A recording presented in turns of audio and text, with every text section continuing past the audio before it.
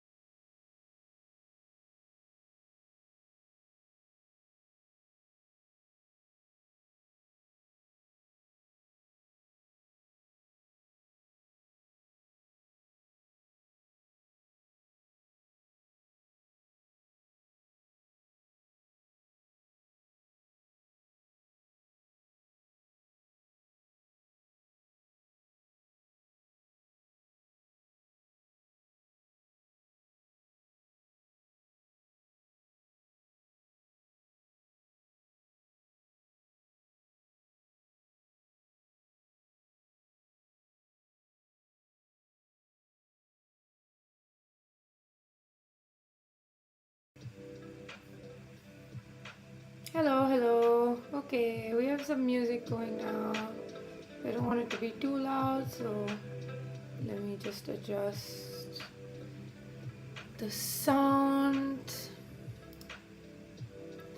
And let's get started.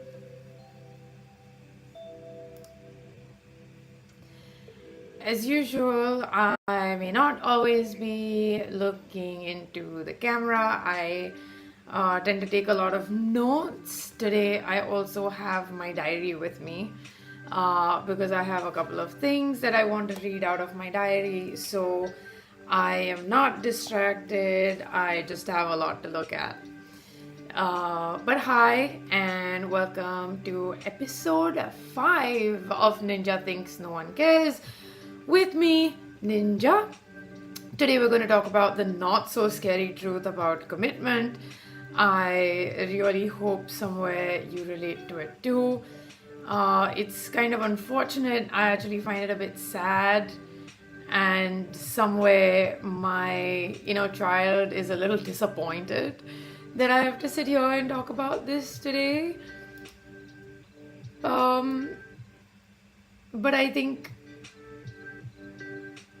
I would be more upset if I didn't talk about it. I feel like today's topic, or like the 4 topics that we'll go through, they're not just a sum of random epiphanies for me.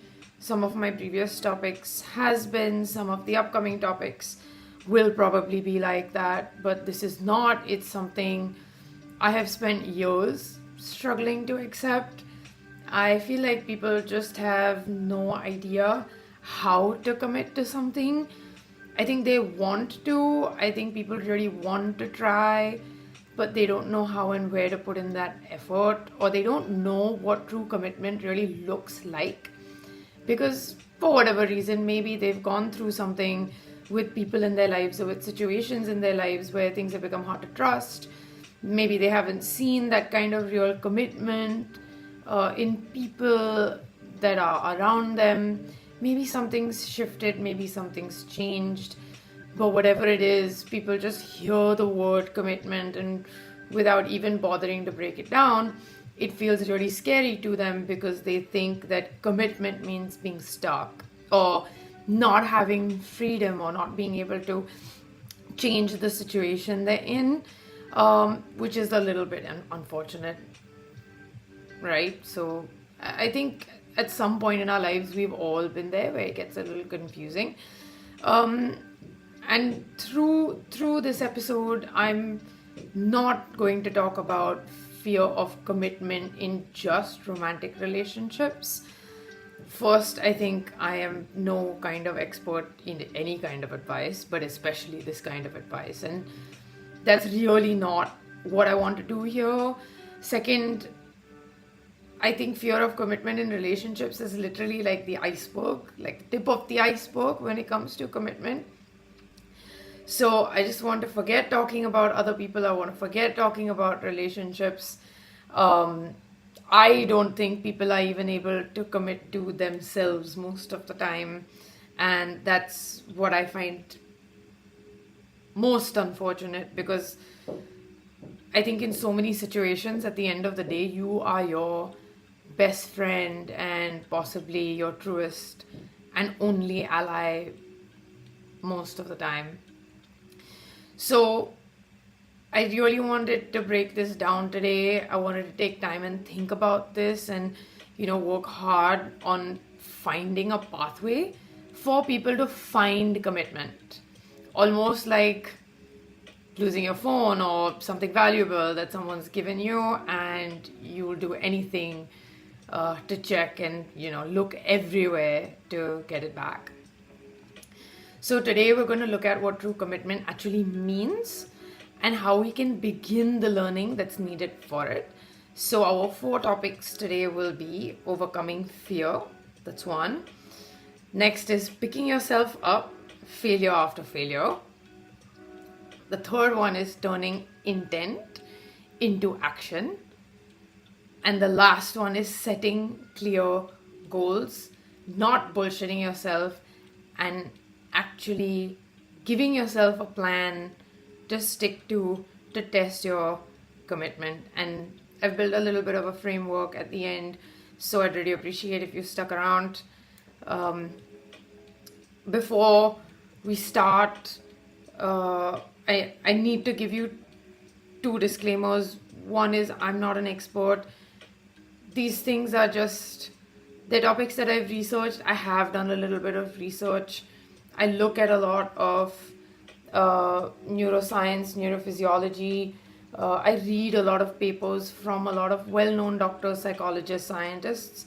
I try to put things together mainly for myself. So if this advice doesn't connect with you, it doesn't connect with you, but I really hope it does.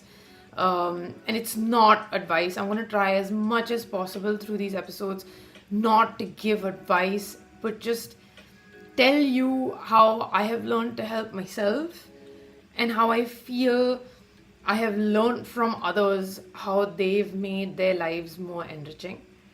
The second thing I want to say is, very recently, over the past few weeks, I've gone through a lot of ups and downs, just kind of getting through my daily life. And there is a chance that somewhere in the middle, I might need to take some breaks through this, because some points will be very personal. So I would really request and appreciate your patience through this episode, the same way that you've been through my previous episodes.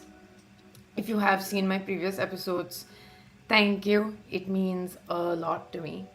If you haven't and you would like to explore them, maybe somewhere in the middle of engaging with this, or maybe after this episode is done, I really encourage you to go to my YouTube channel. Please subscribe. Please like this episode. Please like the other ones. Please watch them. Please share your feedback. Please drop some stuff in the comments. I'd really appreciate it.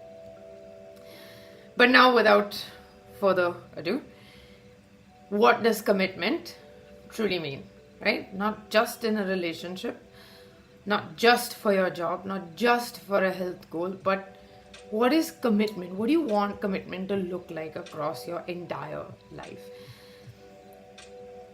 That kind of commitment includes your beliefs, it includes the perception of your mind, of your body, of growth, of failure. So if you want, take a few seconds right now, really ask yourself, dig deep, let that fear that you feel surface, allow yourself to let it feel real. It's okay, because by the end of the first topic, I really hope you have a method to the madness and a way to at least face that fear, if not really overcome it. So first topic is going to be fear and overcoming it.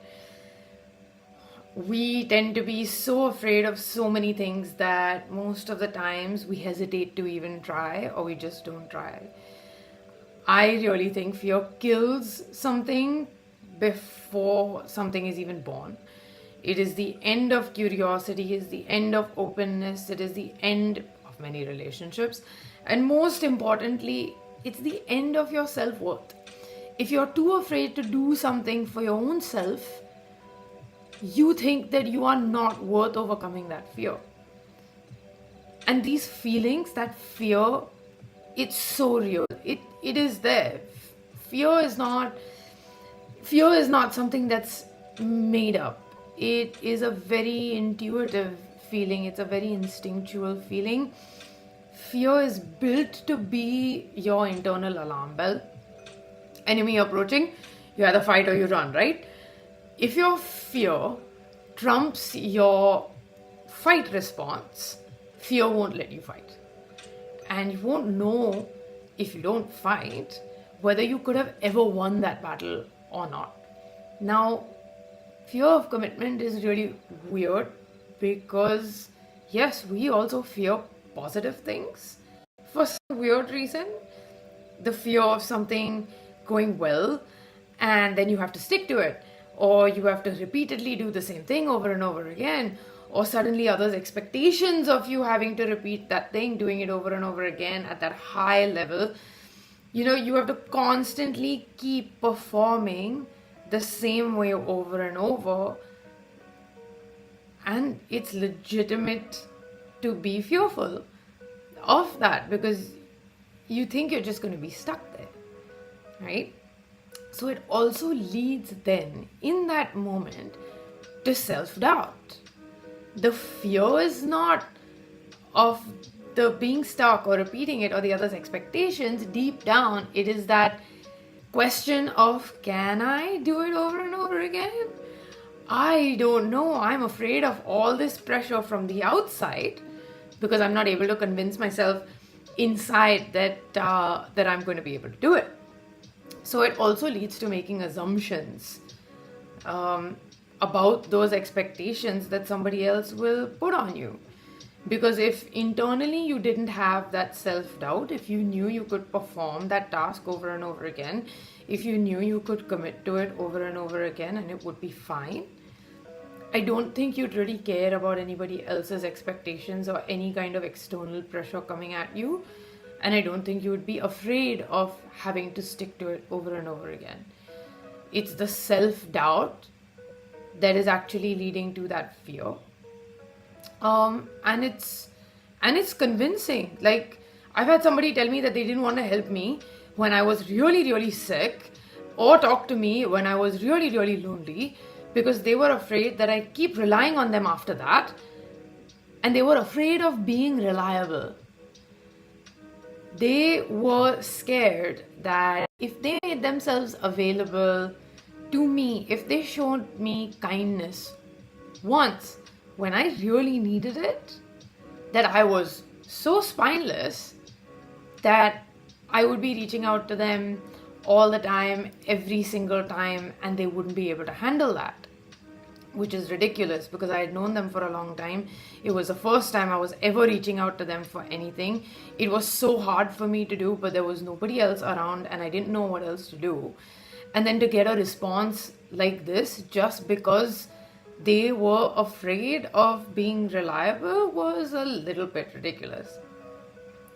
So, yeah, I don't know about you. I'm sorry. It sounded very ridiculous to me at the time, and the person was completely convinced.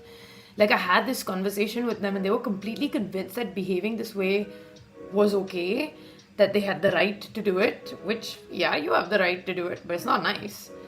It's not a great feeling for anybody else. And in that self-doubt and that fear, they just didn't afford me the chance to be human. They didn't afford me the chance to manage my own expectations. They assumed that I was a certain way. And they just didn't appreciate me being in their life in that moment, I guess. And they didn't give me the chance to appreciate them either. So it's kind of a double-edged sword. But how do we not be this kind of scared asshole? Okay, not asshole, but how do we not be scared, right? What works for me is to try smaller things first. Just try. You don't need to go out of your way to do it. But the next time you're afraid to try anything new, a new sport, a new hobby, going even to a new gym, somebody texts you, you're afraid to reply, you want to start maybe personal training, you want to try out therapy, you want to try more hectic things, you're really afraid to talk to somebody about something, you're afraid to discuss something with your boss at work, you're afraid to discuss something with your colleagues at work. Pick the small things and try. If with small things the response you're getting is not convincing, then you at least have some data and some information to maybe not go down that route in that moment. But if you get a good response, if you get a positive response, without you having to overthink that fear or even trying to overcome it, that fear will dissipate because whoever you've approached has made that space safe for you. So I don't just mean drop that fear and let it go and just do it, or just try and just make the effort. No, like it's not easy to do, I understand, but things not being easy are not an excuse. So how do we maybe build up, get out of that excuse of like victim situation and make an actual first attempt? A couple of things that help me when things are very hectic is to kind of write or think about what I'm afraid of. Wonder, have I always been afraid of it? How long have I been afraid of it? If I wasn't afraid of it, how would I be dealing with it right now? Maybe there's somebody I know who's not afraid of it. Can I ask them? Or can I mentally put myself in their shoes if I know them well enough and try and understand maybe how they would do it? Is that a way that I would want to try doing it myself? And then, okay, let's visualize that we're actually doing it. What are the pros and cons of how this would turn out? What is the best situation it could create for me? And what is the worst situation it could create for me? I want to be prepared for both. And the moment you feel like you are practically prepared, the moment you shift your brain from that danger zone to practical thinking, strategic thinking, the fear itself will slowly switch off because these things are now so much more tangible than that fear. If you allow things to fade away, you can actually overcome a lot of things that feel scary. Sometimes you take time. It's like standing on a really, really high diving board and you look down, and in that first moment your whole body just seizes. You don't want to jump. You're gripped by fear. But at this point, you've seen about 20 people do it. None of them died. All of them were fine. Maybe they slapped the water a little bit too hard, but that is the worst thing that happened to any of them. So you kind of must take your time, muster up the courage, and then get to it. So let's consider that this is a slightly more stretched out version of that, but essentially that's what happens to your fear switch. It's not a switch, it's like a regulator knob, but you know what I mean.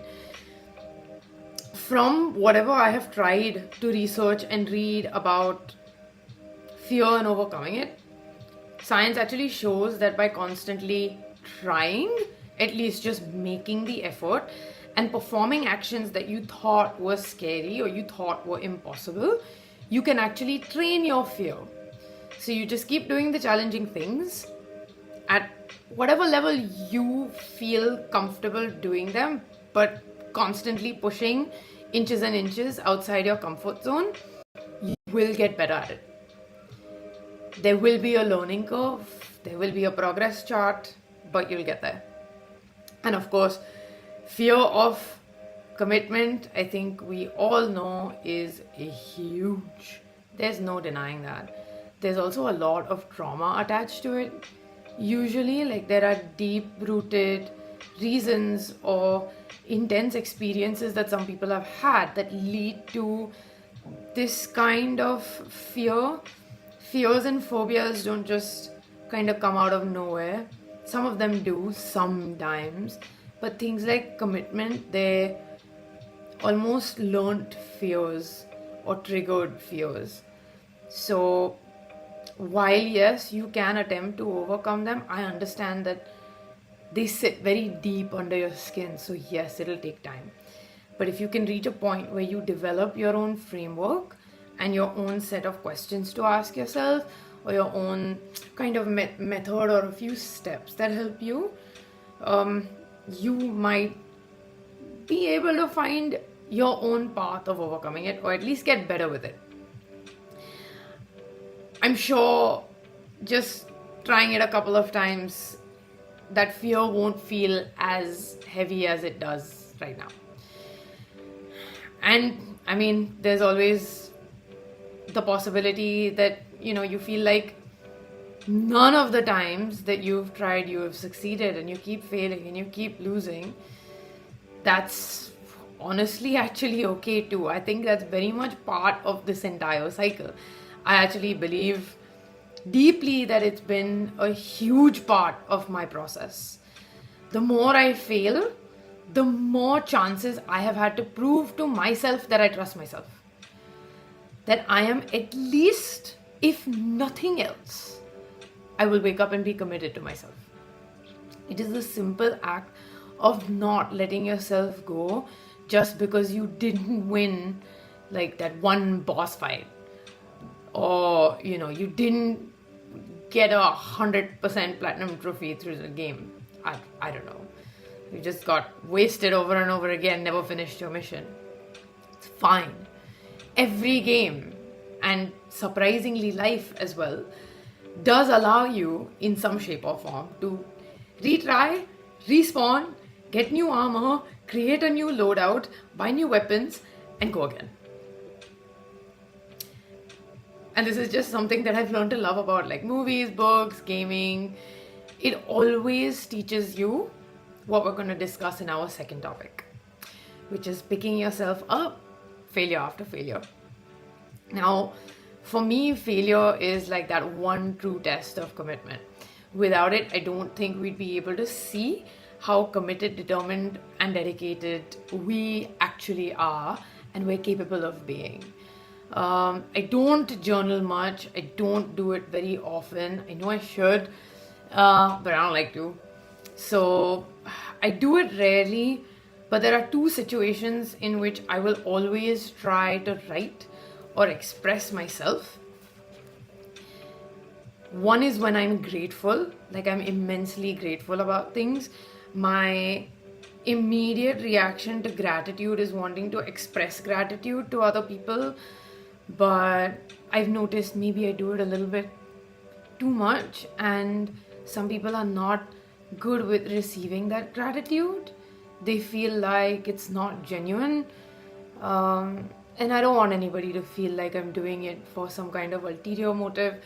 So I really enjoy just journaling my gratitude. It feels great. I don't have a gratitude journal, and I don't fix a time to do it, and I don't do it every day or anything like that. I only do it when that feeling is overwhelming, when I need to express it, when I don't have too many people around to express it to, and when I feel like I want to record that moment and what it is I'm grateful for. The second time, the only second time that I journal is when I have failed at something. If I don't manage to achieve something that I set out to achieve, or in my path of trying to gain something, I have lost so much, or just again that feeling of overwhelm, like this is not going my way. Maybe I haven't even failed yet, but I feel like I'm going to fail, and I have to stick to it because I have to see it through, because I promised I would, because I said I would, because I made that decision. That is the second time that I will write my feelings down. And from doing it for over 7 to 8 years now, I've been able to count the number of losses I've experienced versus the wins that I've gained. And man, those numbers, I don't think they're ever in your favor. And earlier I used to look at this and get really, really depressed. But I think I'm fortunate that somewhere in my brain or somewhere in my personality, I've realized what failure actually is. If you play sport, you will realize that failure is what we call practice or what we call training. We get the opportunity at training with a coach, with a gym trainer, with your friend, with your buddies, to fail quickly, fast, over and over and over again. You just keep failing, you keep trying, you keep not succeeding, you keep making mistakes, people keep yelling at you. But once you've failed enough, and if you've learned from each of those times that you failed, you will be able to hit that new record. You will be able to nail that curve shot or whatever you're trying to achieve on that day or in that month at training. Now, the unfortunate part is when you come out of these controlled situations and hobbies, man, rest of life doesn't have that.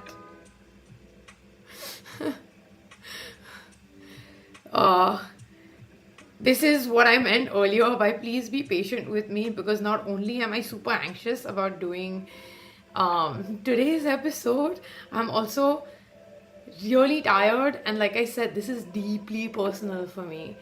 Like, just to tell you how personal it is, one of the first things that I've written in my diary is to become okay with losing, and I'll get into it in a little while. But yeah, rest of life does not have this opportunity for you to freely fail, right? And this current structure of society just feeds off that helplessness you feel when you fail. At work, bosses will count like how many times you make mistakes, so they don't promote you, or they have an excuse to not give you a raise or not give you a bonus. Even though you've learned from it and you've gotten better, they'll still hold it against you. You will have peers as well, like pinpointing all your mistakes so they can go and report it to somebody so that they get a one-up at work or something like that. Man, I've seen teachers do it when I was a kid. Maybe sometimes parents even do it. They just belittle you, thinking that that kind of feedback will make you want to do better. Sometimes it does, like sometimes pinpointing mistakes really helps, but not if you don't reward that extra effort that someone's made by taking that failure as learning from it, and then improving their performance. So what my kind of take from all this is that failure and how you process it, that's completely up to you. Maybe it's a good thing, maybe it's a bad thing, but it's something that you have to actively kind of do yourself. So like I was saying, the last thing that I wrote in my journal, which is literally three days ago, is that I have become okay with losing. I don't want to operate like others. I don't want to manipulate anyone into forcing a win for me. I don't want to be inconsiderate towards others just to win. But I also never want to stop doing what I'm doing. I don't want my personality to work against me. So what does that mean? That means, okay, I want to be true to myself. I want to be honorable in my actions. I want to do the right thing. Even if it means I'm putting myself at a disadvantage. Maybe I will fail over and over again, but it is worth the extra effort. I will not stop. I will not give up. I am more capable of change. I am strong enough to not win and be okay.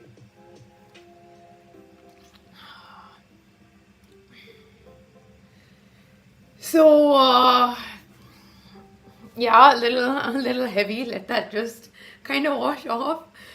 Um, but yeah, even if I fail over and over again, my commitment is not just to what I'm doing that day. It's not just to my project or the task that I'm failing at. My deepest commitment is to me. What do I learn from it? Am I making the same mistake again? Do I trust myself to fix it? Am I committed to getting this right? All the answers for those questions for me need to be positive. If they are not, I know that something's wrong and I'm not showing commitment. And that's also fine. I would accept that then as a valid alarm bell. Maybe it's something that's not good for me, or it's just something that's not working out. So I don't feel in that moment that it's worth it for me to commit anymore. Have I stuck to my decision as much as humanly possible for me? Have I shown my dedication and my devotion through my actions? Have I been there for the time that I promised to be there? I think those questions then become a lot more important for me to figure out whether I need to remain on that path or whether I need to change. But if I don't try everything, if I don't ask these questions, then I feel like I was never committed to begin with. And then letting go of it too early also kind of means that there is some fear or I have admitted defeat. And I don't like those two things either. It's taken me like a little bit of time and a lot of thinking, and it's really, really tough. But what's really good is that there is a way to reduce how much you fail. It involves a lot of introspection. Yes, it does. It involves a lot of kind of fighting with yourself and causes a lot of conflict within you. But it involves what we'll be discussing in topic number 3, which is understanding intent and turning intention into action. Before I proceed, I have a friend watching live, which I'm really, really happy about. So I'm just gonna say hi, Rahul. Thank you for tuning in and thank you for watching pretty much every episode so far. I really, really appreciate it. And I'm really glad to see claps in the chat and an amen in the chat. That means I'm doing this right in spite of my anxiety. So that's nice. Thanks for the vote of confidence. But yeah, so turning intention into action. I give this example every time I'm trying to convince somebody of this, because I feel like sometimes if you're not like insanely extreme, no one is convinced of anything. So imagine you come home every day and you tell your pet or your parent or your child or whoever you're seeing at home that you love them so much with all your heart, you care for them so much, you do anything for them, and then you proceed to yell at them and abuse them and beat them and be horrible to them. I'm pretty sure they would learn to believe your actions more than your words. Okay, maybe too graphic an example for the public. But it's kind of like that one friend who wants to keep making plans and then kind of, says, yeah, let's do this, and oh my god, let's go here, let's go there, but never actually plans something or never actually shows up or is the first person to kind of wriggle out of those plans. You automatically feel like they're not committed to the friendship. They're not committed to their own words. They don't want to put action into their motive. They don't want to put action into their intention because they've only had thoughts about these things. They've expressed their ideas a million times, but they never actually do anything about it. And that's the thing with intent. You may have the best intentions ever. You might be an absolute saint in your mind, but if your actions don't reflect it and you haven't considered how to act that kind of suits everyone, where you're not leading them on, you're not lying to them, you're not pretending to be interested in something, as long as your actions don't reflect what your intentions are, and for as long as it affects your life and others' lives negatively, then honestly, you haven't thought through things well enough. You've said it, you've blurted it out because the thoughts come to you. And yeah, sure, nobody is denying that in that moment, you really want to do the thing. No one is denying it. But if you're well aware that you've expressed this a bunch of times, never acted on it, you can also immediately be honest and open about it like the next second. You can just say, yeah, we should, but hey, you know what? The last 3 times I have said this, I didn't show up. So I'm sorry, I won't be making the plans, but if you make the plans, I will try my best to be there. It is fine to apologize. It's fucking free. You can also just admit that you are not the most reliable person, or there's sports plans and you don't feel like you're athletic enough to go and play with your sporty friends, so you don't know if you're going to be there or not. Just say, man, I don't know if I'm going to be there. I really want to be there, but I have no idea if I can make it. So let me get back to you. And if I don't get back to you, don't count me in. So the first thing we need to do is understand that if that intent is pure, like, do you really want to go on that trip? Are you sure about ordering dessert? Do you even like the project you're working on? Do you feel aligned with your values and the values of the company that you're working at, or like your colleagues or whatever? If at any point in this questioning you feel a dissonance, you feel that intent is not pure, figure out where that's coming from. Now, yeah, fuck, man, like, sitting with all of this shit is boring as fuck. I know this stuff sounds boring as fuck to do, but that's what's required when you want that, like, discipline and diligence and at least the simple task of showing up for yourself. I think that's what leads from intention to performing the right actions. And genuinely, if you have pure intent, if you understand what your intent is, if you're able to act correctly according to your intent, I feel like it will just turn into commitment. All that's required is to be consistent with it. I'll give you another example. I felt really unwelcome in a team that I was playing football with a few years ago. And when I say unwelcome, it was uncomfortable. It was lonely. It was really affecting my game. I suddenly kept failing over and over again. I just wasn't able to play like I normally play. I wasn't able to communicate with my team. I really shut down, and it hurt me. It hurt me to go for practice and to go for training every time that I had to go for training. And what really confused me at that time was that, okay, fine, like, I can see their intent towards me is negative, but why don't they understand that my intentions are not bad? Why don't they understand that I want to perform, I want to keep playing, like, I want to do this, I want to do that? Man, but people may not understand. Is that going to stop me? And I felt like in that moment that I had allowed the way other people were behaving to affect my commitment to the game. And I didn't like that at all. I genuinely wanted to perform. I wanted to keep playing. I wanted to feel like myself when I stepped onto that pitch, in spite of everything else being a shit show. So I just took a break for a few weeks. I told my coach, listen, there's some things that I'm not enjoying. Let me go away, let me figure it out, and I will come back. I stopped trying to engage with them socially.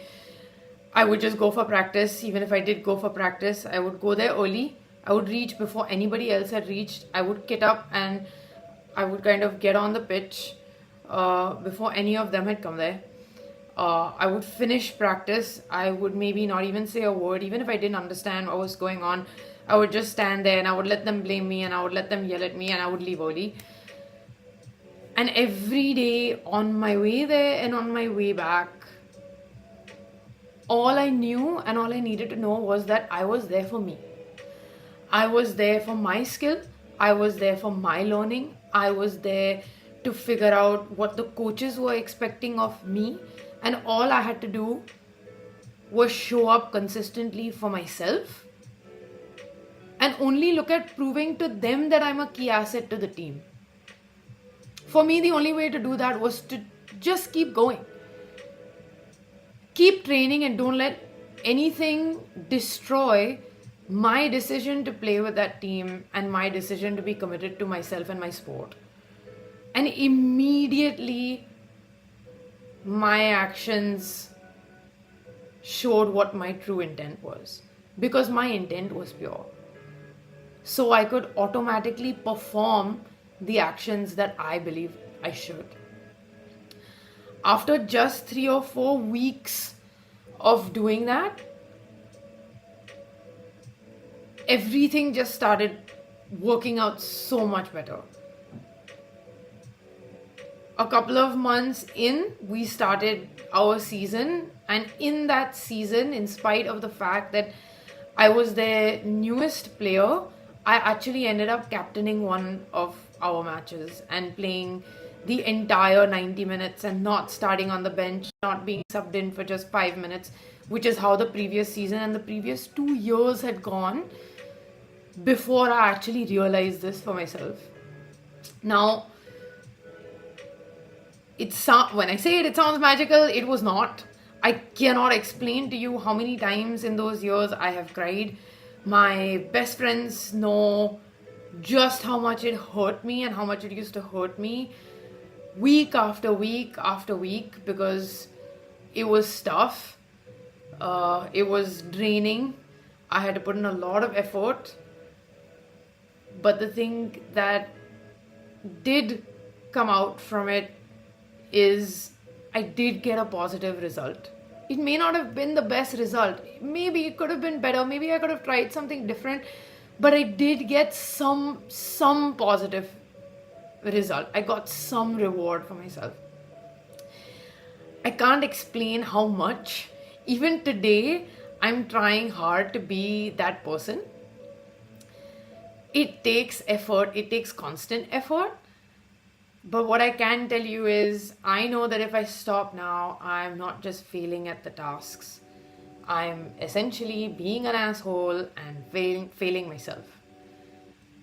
I don't think I'm okay with the consequences of what happens if I give up on myself. And I think that's enough to push me to act if I have intent. So, how can we make it easier? Yes, there is another way to make it easier. Thank fuck. Okay, things do get easier. They get easier if you put in enough effort. I promise. And this is the 4th topic we're going to be talking about, and then we're kind of going to close. So, this is where I've kind of spent some time to help with a little bit of a framework.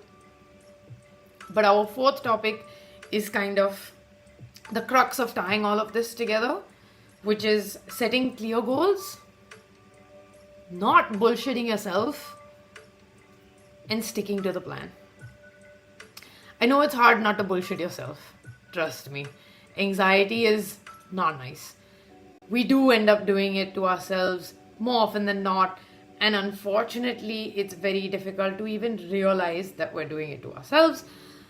But the last final bit to truly committing is to set those goals. And I'm not talking about some fucking New Year's resolution type stuff. Those are not goals. Those are really not goals. You don't change your personality overnight. But you can change your actions, you can change your plan, you can change your structure, you can change your habits, you can try and form new habits. It's not going to happen through a New Year's resolution for sure. Okay, I've actually done something over a New Year. What am I saying? I've actually done something, like I've quit something through a New Year's resolution and stuck to it.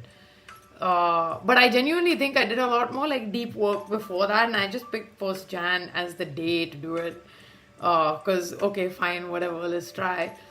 Uh, but, but yeah, it's not like the generic New Year's bullshit stuff, okay?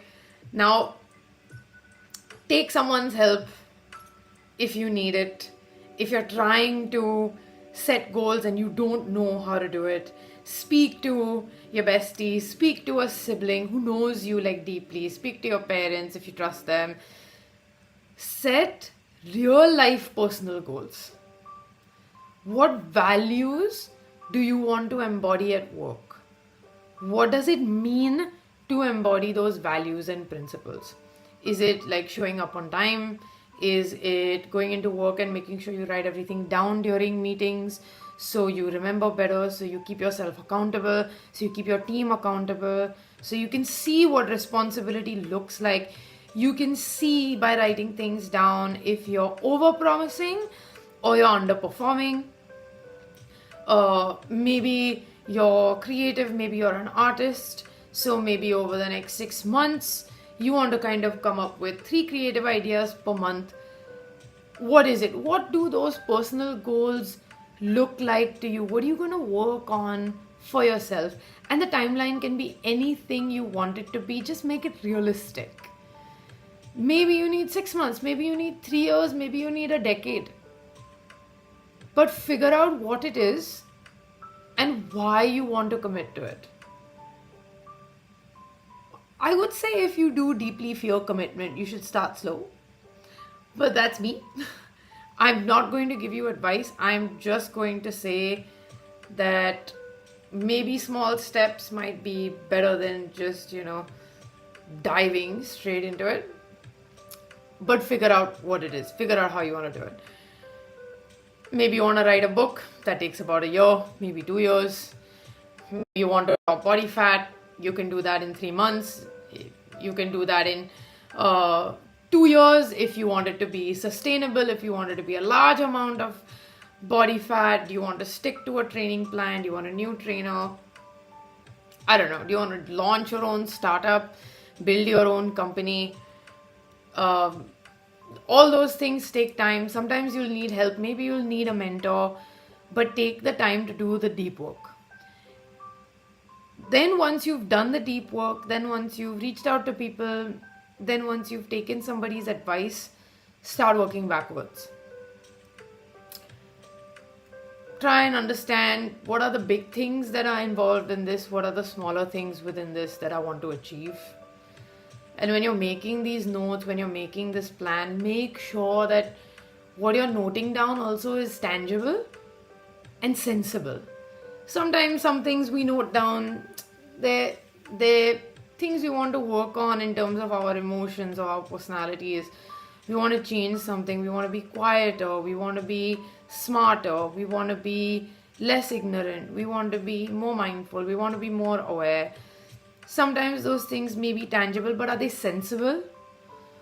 In the situation that you are in right now, if you, want to improve or you want to learn something new, is it a hobby? Is it something academic? And do you realistically have the time for it right now? Usually we bail on commitment because we've decided to do something without it being very sensible for us in that situation. You're not going to miraculously find some healthy way to just cut all carbs for the rest of your life. And quite honestly, if you are active or if you're hoping to become more active, I would definitely not recommend that at all, right?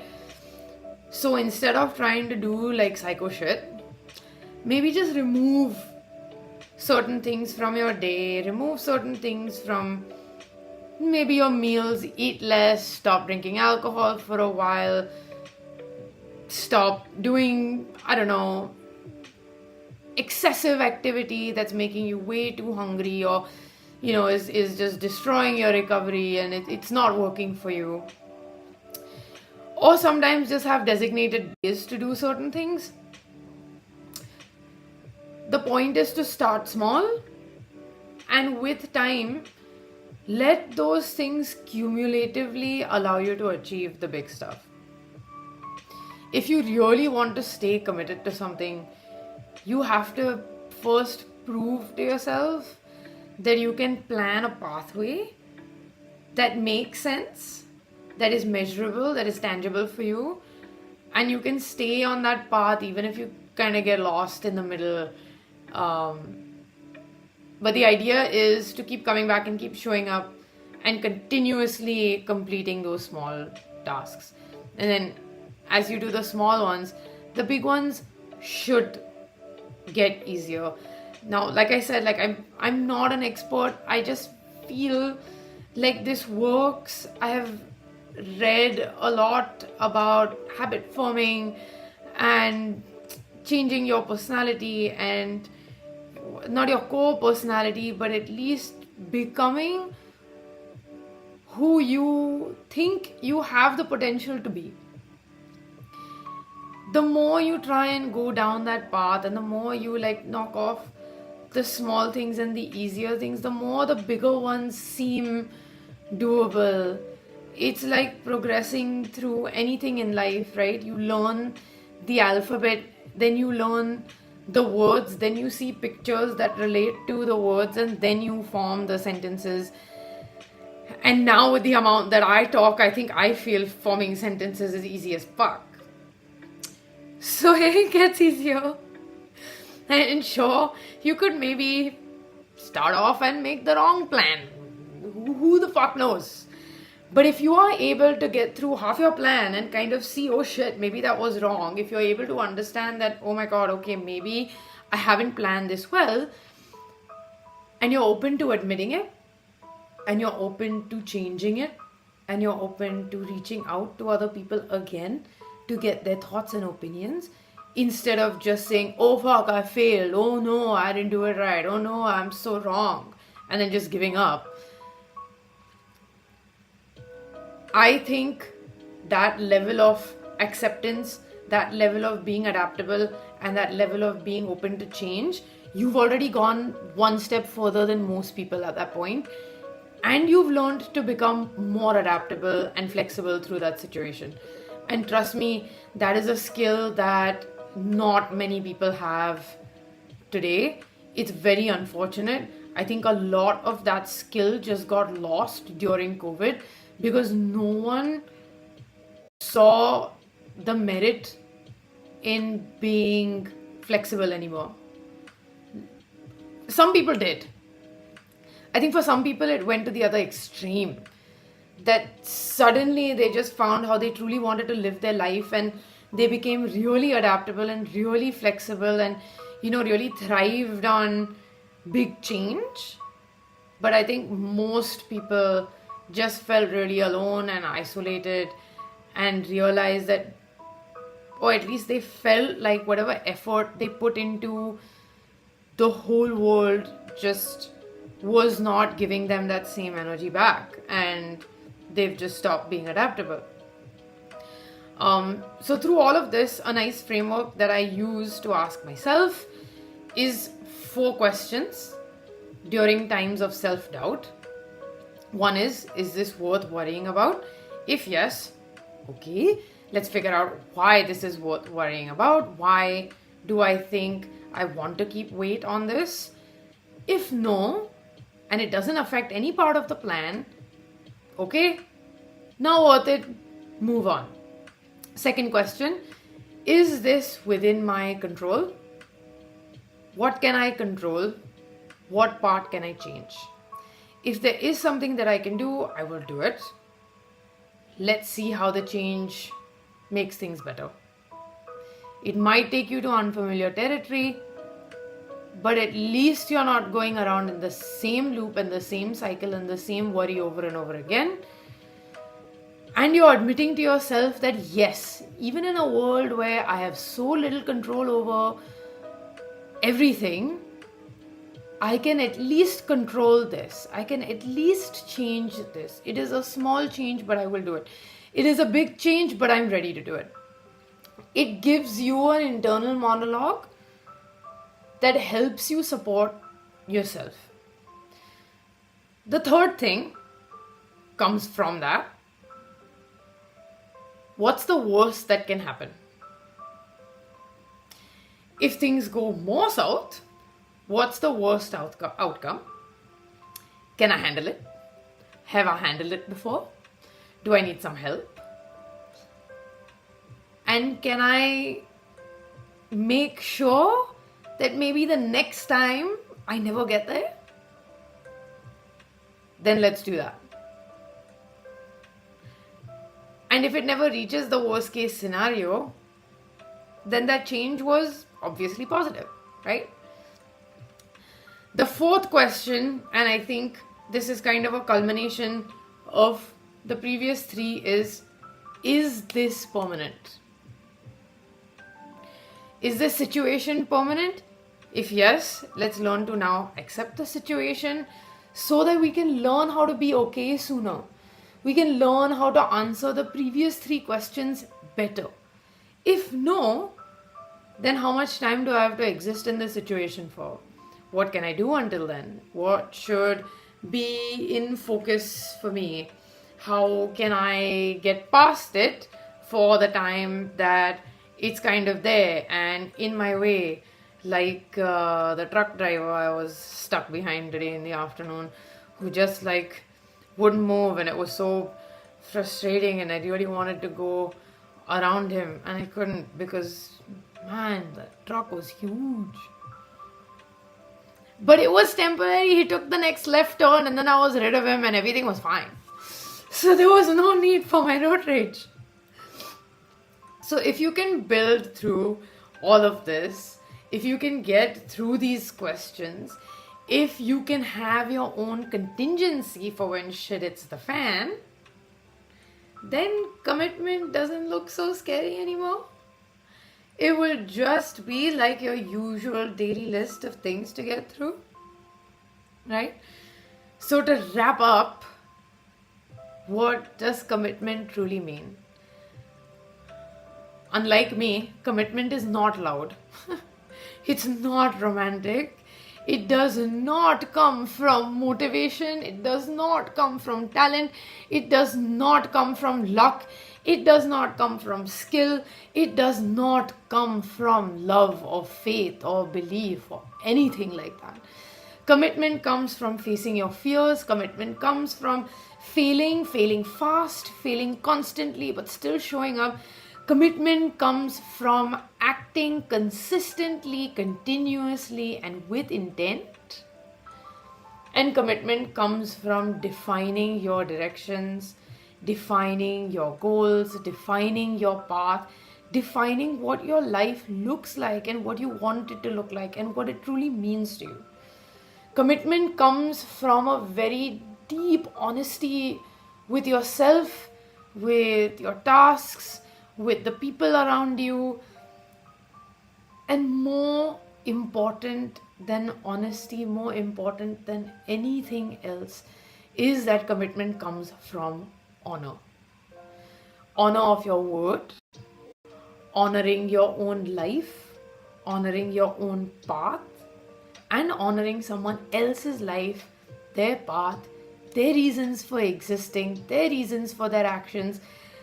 And still, in spite of all of that, being confident that you can accept those things, external things, internal things, and still showing your commitment for as long as there is alignment.